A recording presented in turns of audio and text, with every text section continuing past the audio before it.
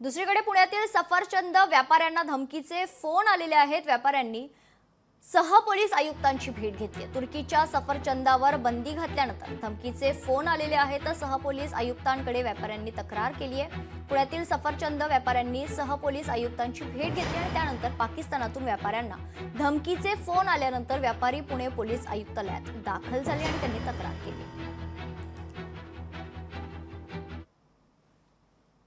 सिटींकडे मी आलो सकाळी, मग त्यांनी सांगितलं की मी निवेदन दिलं की असा ह्या नंबरवरनं फोन आला।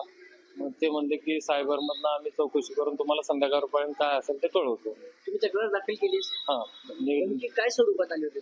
त्यांनी धमकी मला असं मारण्याची आणि हिंदुस्थानी लोकांना आम्ही संपवण्याची पूर्ण भाषा केली की तुम्ही पाकिस्तान आणि टर्कीचं तुम्ही काही करू शकत नाही म्हणून असं तो बोलवा। शिवीगाळ पण केली तुम्हाला? तुर्कस्तानवरून जे काही सफरचंद असतील, मार्बल असतील, राजस्थानमध्ये पण मार्बलवर बहिष्कार घातलाय, पुण्यातल्या व्यापाऱ्यांनी सफरचंदावर घातलाय। मी या सर्व व्यापाऱ्यांचं अभिनंदन करतो। त्यांच्या केसालाही धक्का लागणार नाही।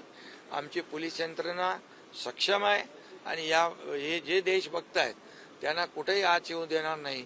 आमची महाराष्ट्राची पोलीस जी आहे, हे पोलीस आणि गृह विभाग हे सगळं अलर्ट। आमच्या 2 बैठका देखील झालेल्या आहेत, army, navy, air force, civil defence आणि पोलिसांच्या बरोबर पण।